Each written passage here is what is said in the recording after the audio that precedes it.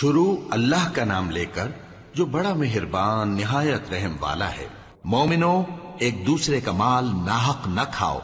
ہاں، اگر آپس کی رضامندی سے تجارت کا لین دین ہو اور اس سے مالی فائدہ حاصل ہو جائے تو وہ جائز ہے، اور اپنے آپ کو ہلاک نہ کرو، کچھ شک نہیں کہ اللہ تم پر مہربان ہے۔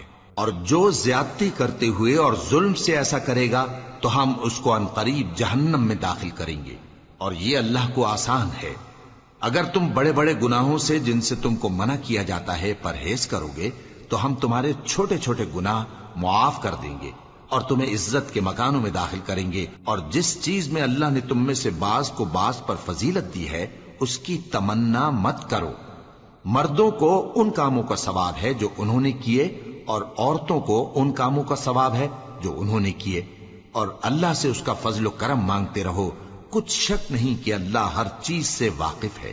اور جو مال ماں باپ اور رشتہ دار چھوڑ مریں تو حقداروں میں تقسیم کر دو کہ ہم نے ہر ایک کے حقدار مقرر کر دیے ہیں، اور جن لوگوں سے تم عہد کر چکے ہو ان کو بھی ان کا حصہ دو، بے شک اللہ ہر چیز پر نگراں ہے۔ مرد عورتوں پر حاکم ہیں، اس لیے کہ اللہ نے بعض کو بعض سے افضل بنایا ہے، اور اس لیے بھی کہ مرد اپنا مال خرچ کرتے ہیں۔ تو جو نیک بیویاں ہیں وہ فرمانبردار ہوتی ہیں، اور ان کے پیٹھ پیچھے اللہ کی حفاظت میں مال و آبرو کی خبرداری کرتی ہیں۔ اور جن عورتوں کی نسبت تمہیں معلوم ہو کہ سرکشی اور بدخوئی کرنے لگی ہیں تو پہلے ان کو زبانی سمجھاؤ، اگر نہ سمجھیں تو پھر ان کے ساتھ سونا ترک کر دو۔ اگر اس پر بھی باز نہ آئیں تو زد و کوب کرو، پھر اگر تمہارا کہنا مان لیں تو پھر ان کو ایذا دینے کا کوئی بہانہ مت ڈھونڈو، بے شک اللہ بہت اونچا ہے، بڑا ہے۔ اور اگر تم لوگوں کو معلوم ہو کہ میاں بیوی میں انبن ہے تو ایک منصف مرد کے خاندان میں سے اور ایک منصف عورت کے خاندان میں سے مقرر کرو، وہ اگر صلح کرا دینی چاہیں گے تو اللہ ان میں موافقت پیدا کر دے گا۔ کچھ شک نہیں کہ اللہ سب کچھ جانتا ہے، سب باتوں سے خبردار ہے۔